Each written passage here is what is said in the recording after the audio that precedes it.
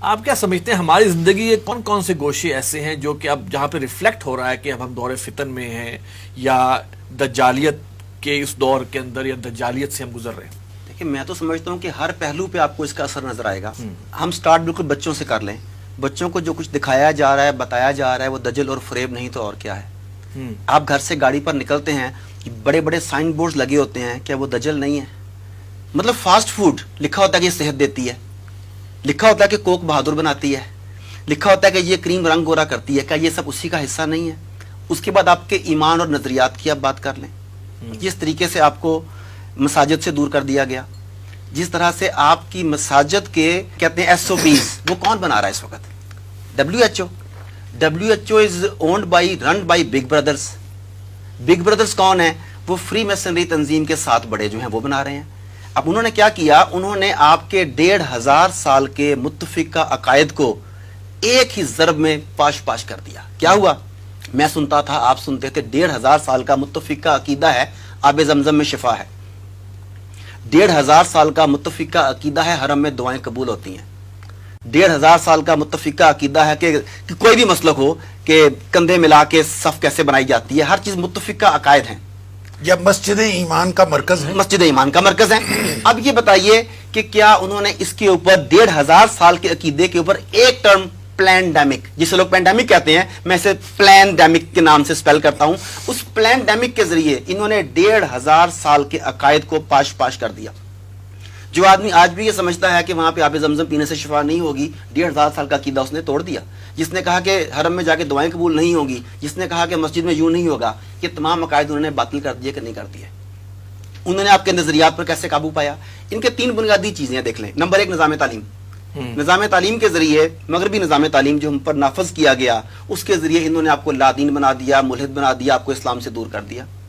معیشت کا نظام انہوں نے آپ کو سود میں اور قرضوں میں یوں جکڑ دیا کہ خلافت عثمانیہ کے ٹوٹنے کی بڑی وجوہات میں سے ایک اس کا قرضوں میں جکڑا جانا تھا. تو آج دنیا کا کون سا ملک ہے جو قرضوں میں نہیں جکڑا گیا؟ آپ یہ دیکھ لیں. تیسری بڑی ذہن سازی کے لیے سب سے بڑا ٹول جو ہے ان کے پاس وہ ہے میڈیا. اب آپ جب دجال کی بات کرتے ہیں نا تو لوگ مذاق اڑاتے ہیں, ایسے ہی ہو رہا ہے نا. اچھا وہ کہتے ہیں یہ ہے نہیں, یہ نظریات کیسے تبدیل کیے گئے. اس کے بعد جو لوگ مانتے ہیں آگے ان کا دیکھیں کہ کیا سٹیپ ہے. وہ کہتے ہیں دیکھیں ہم دجال کی دی گئی سہولتوں سے فائدہ اٹھا رہے ہیں, اس پہ ایمان تو نہیں نہ لا رہے. مطلب ہے ہم تو اسے بیوقوف بنا رہے ہیں کہ ہم اس کے فائدے لے رہے ہیں, ایمان نہیں بیچ رہے. اس حد تک آپ کے نظریات چینج ہو گئے. تو یہ سارا کچھ بتا رہا ہے کہ ہم اس وقت کس طریقے سے اریسٹ ہو چکے ہیں. اب انہوں نے کیا کہا, پرانے زمانے میں غلام بنائے جاتے تھے, انہیں داغا جاتا تھا تاکہ پتہ لگے کہ یہ غلام ہے.